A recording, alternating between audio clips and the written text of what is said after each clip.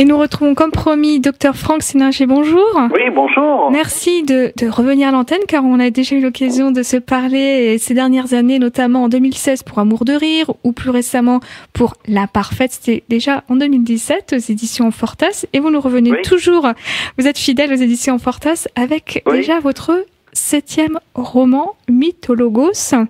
Et alors déjà, comment vous allez? Parce que 7 romans, c'est déjà une belle bibliographie. Ah oui, c'est déjà pas mal, oui, c'est vrai. Et puis surtout qu'ils sont en général relativement volumineux. Voilà. Donc c'est toujours une aventure d'écrire un roman, oui, tout à fait. Et c'est effectivement ce 7e roman est effectivement conséquent. Il compte plus de 430 pages et il nous invite à une période assez méconnue pour nos contemporains, en tous les cas en littérature, parce que si l'on veut partir dans l'Antiquité, eh bien on va se plonger dans les auteurs de l'époque. Or vous, c'est une période qui vous fascine et vous nous proposez d'aller découvrir le siècle où un très grand scientifique, un très grand homme des sciences, Pythagore, a vécu. Alors déjà, pourquoi cet homme, pourquoi cette période? Qu'est-ce qui vous a donné envie de nous plonger, nous lecteurs, dans cette antiquité, là où les mythes et les hommes, c'était quelque chose. Oui, mais c'est parce que pour moi la mythologie c'est un traité de psychologie avant l'heure. Alors les Grecs à cette époque-là, la pensée grecque n'était pas la même que de nos jours, c'est-à-dire que il faisait pas trop de différence entre les dieux et eux. Les dieux étaient une émanation de l'homme ou l'homme était une émanation des dieux. Donc il y a une espèce de confusion. Ils mettaient beaucoup de leurs sentiments, de leur passion, de leur pulsion dans les dieux, qui retrace un peu l'histoire des hommes. Et donc la mythologie a connu son apogée en Grèce, autour du 6e siècle avant Jésus-Christ et puis 2-3 siècles avant Jésus-Christ. Donc j'ai voulu ancrer mon histoire, ce roman qui est en fait une façon d'expliquer la mythologie, parce que la mythologie c'est assez sec. Quand on regarde un mythe, on se dit ça prête à sourire, les histoires par exemple du Minotaure où c'est un homme avec une tête de taureau qui dévore ses semblables. On voit pas trop l'intérêt des mythes comme ça. Des histoires pour les enfants. Voilà, c'est une histoire pour enfants qui fait un petit peu peur à la rigueur, mais bon, on voit pas trop ce qu'il y a derrière. Et donc je me suis attaché à voir ce qu'il y a derrière la façade, et c'est extrêmement riche parce que c'est tous les sentiments humains, à la fois d'orgueil, mais aussi de jalousie, par exemple, tout le monde connaît le mythe de Narcisse, d'amour de soi, de différentes choses. On en parle beaucoup en ce moment. Oui. Avec les téléphones, les réseaux sociaux, les portables. C'est ça, mais on est en plein dedans. Oui, on est en plein dedans. Donc le mythe, si vous voulez, ce qui fait un mythe, c'est une histoire qui est intemporelle, qui est valable quelles que soient les époques, quels que soient les lieux. Parce que c'est des révélations universelles sur ce qu'est l'homme. C'est ça qui fait la puissance d'un mythe, et c'est pour ça qu'il forge la pensée humaine, parce que c'est toute une histoire qui raconte l'homme sous forme de métaphore. Et donc j'ai voulu, encore faut-il comprendre l'histoire. Alors il y a plusieurs interprétations possibles. Moi j'en donne une qui est celle de la psychologie. Il y en a d'autres qui donnent des interprétations philosophiques. Mais étant médecin, je trouve que l'interprétation psychologique donne une véritable dimension au mythe. Et vous nous faites partir dans cette époque avec un personnage qui s'appelle Milone. Alors Milone, c'est un athlète, comme il y en avait beaucoup sous l'Antiquité, grâce notamment à ces fameux Jeux olympiques. Et lui, il a une spécificité. Est-ce que vous pouvez nous dire pourquoi ce personnage qui, du coup, va nous faire traverser ces mythes au fur et à mesure de l'histoire? Alors oui, effectivement, Milon de Crotone, c'est un athlète qui habite Crotone, en Calabre, qui est une ville qui existe toujours. Et donc, et à la même époque vivait Pythagore, qui venait de l'île de Samos et qui avait dû fuir et puis qui s'était réfugié à Crotone. Et donc, c'est un athlète qui a une particularité, c'est un lutteur. Et comme particularité, c'est qu'il a gagné les Jeux Olympiques pendant 6 Olympiades. Une Olympiade, c'est 4 ans, donc 6 x 4, 24. Pendant 6 Olympiades d'affilée, ça fait 24 ans d'affilée, sans jamais perdre un combat.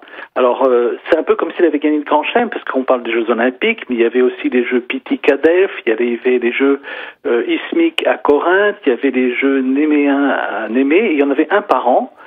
Et ils étaient tous très très fameux, et donc il a gagné à chaque fois le Grand Chelem pendant 24 ans d'affilée. Et ça n'est jamais arrivé depuis qu'un athlète ou un sportif gagne les Jeux Olympiques tous les Jeux. C'est un peu comme si quelqu'un gagnait le Grand Chelem au tennis pendant 24 ans d'affilée. Oui, en effet. Et du coup, forcément, eh bien, il aspire et il inspire à la fois fascination et détestation. Voilà. Alors, ce qui est intéressant, c'est que tous les sportifs diront qu'effectivement, il n'y a pas que les capacités physiques, parce qu'il a dû rencontrer d'autres personnes qui étaient également très fortes. Il faut un moral d'acier pour gagner les Jeux Olympiques, comme ça, tous les jeux, tous les combats ou toutes les épreuves, et qu'il faut un moral assez particulier. Et c'est ce que j'ai voulu faire sous forme d'un roman, c'est-à-dire que Pythagore va lui forger l'esprit.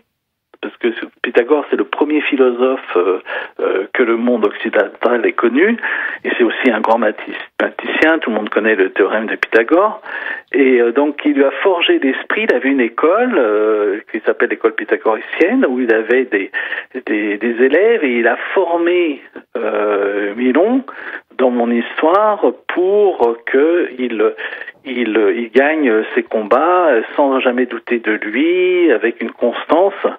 Et il est avéré que Milon de Crotone faisait bien partie d'ailleurs de l'école pythagoricienne. Et donc on va suivre leur relation qui va au fur et à mesure de l'histoire plus ou moins se compliquer, et on va suivre aussi d'autres personnages qui vont être dans la vie de Milon et aussi de cette école autour des élèves de Pythagore, et puis ces Jeux Olympiques, ces Jeux qui reviennent et forcément avec cette vie, ce destin, cette quête, il y a ces fameux mythes.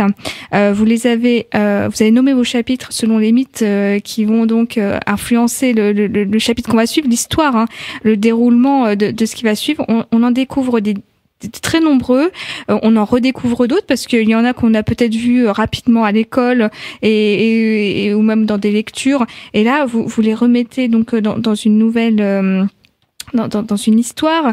Vous parliez tout à l'heure de Narcisse, on peut aussi parler d'Oedipe, le fameux complexe d'Oedipe. Là, il en est question. Il est aussi question de beaucoup d'autres, Thésée et le taureau du roi Minos. On a aussi les 12 travaux d'Héraclès ou Hercule, effectivement. Il y a Héros et Psyché.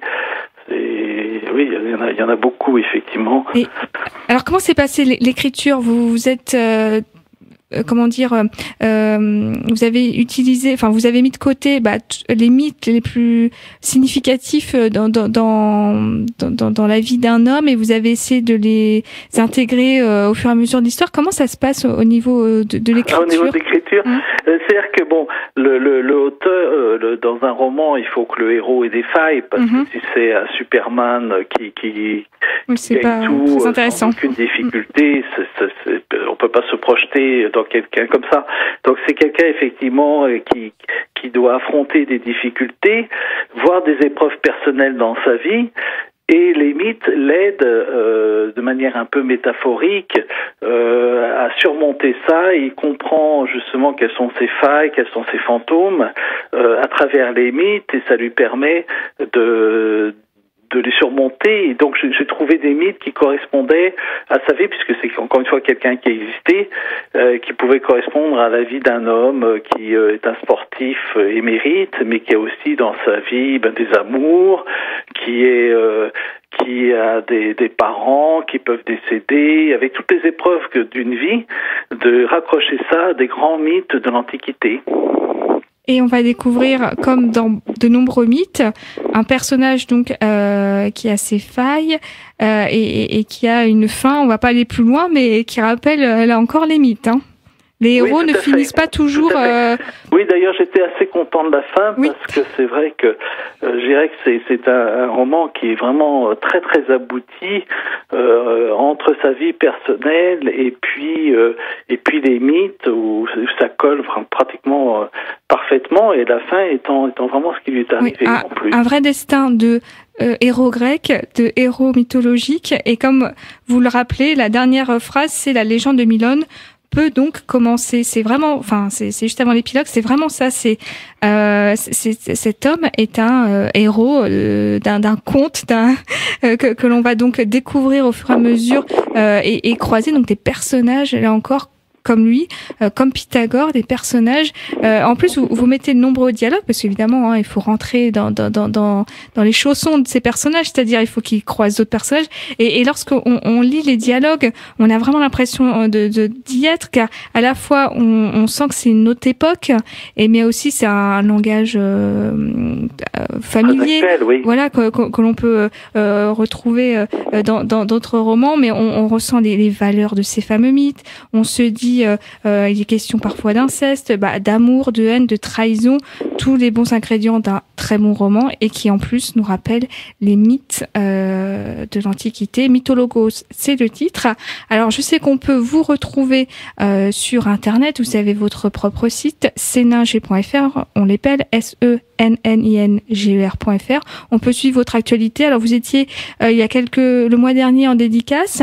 On peut vous retrouver prochainement à d'autres dédicaces. Oui, je vais être le 29 février à la librairie de Chenevière, Petites histoires entre amis, et puis il va y en avoir d'autres à venir. Donc là, j'ai plus trop les dates, mais il va y en avoir d'autres qui vont arriver les unes derrière les autres. On peut retrouver sur votre site. Voilà, on peut me retrouver aussi. Je mets en général sur Facebook aussi. J'ai un compte Facebook pour mes livres. Et puis voilà, donc je communique dessus. Alors évidemment, on va attendre pour celles et ceux qui n'ont pas la chance de lire le français, peut-être des traductions, parce que je sais que vos ouvrages ont souvent été traduits. Oui. Et puis, on attend aussi des adaptations. Pourquoi les producteurs, là, les Netflix, les Amazon et compagnie, ne se pencheraient pas sur une histoire, comme vous le rappeliez, qui couvre l'humanité à travers ces mythes et des personnages qui fascinent encore aujourd'hui. On voit les succès des Astérix. Bon, c'est un peu avant. Néanmoins, c'est une période, de notre humanité qui fascine toujours, et ces mythes qui nous rappellent qu'on n'a rien inventé en 2020 et qu'on peut toujours s'inspirer de ces intellectuels. Oui, ça, ils apportent toujours beaucoup, ils apportent toujours à la pensée, à la réflexion par rapport à ce qu'on est, ce qu'on veut devenir, ce que sont les autres. C'est toujours d'actualité, c'est ça qui fait la force d'un mythe, effectivement. Et c'est Mythologos, le très joli titre. Comment vous pourriez le traduire, parce que mon latin est assez loin et je parle pas du grec, je n'ai jamais fait.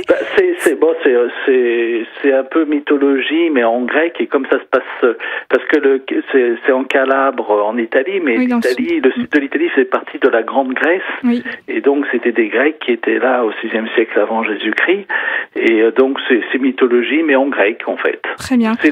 Logos, c'est aussi le langage. Voilà, c'est ça. Donc tout ce que les mythes peuvent apporter, c'est-à-dire logos, le langage, le discours, par rapport aux mythes, c'est ce que les mythes apportent à la pensée également. Et là, au-delà d'un ouvrage d'histoire, c'est surtout un roman. Donc, celles et ceux qui ont peur de l'histoire avec un H majuscule, eh bien, vous allez découvrir la petite histoire dans la grande histoire avec Franck Séninger. Merci à vous. Alors, évidemment, c'est un très volumineux roman, on rappelle plus de 400 pages. Donc j'imagine que le suivant, il est encore Alors, je fais un gros livre,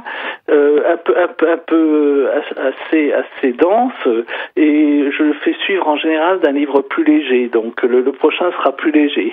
Très bien. Et puis je suppose que là, comme vous êtes en pleine promotion, pardon, merci, de ce livre, on attendra peut-être 2021 pour se retrouver. Voilà, exactement. Très bien. Eh bien, en attendant, j'invite. C'est long à l'écriture, parce que j'aime bien faire des belles phrases.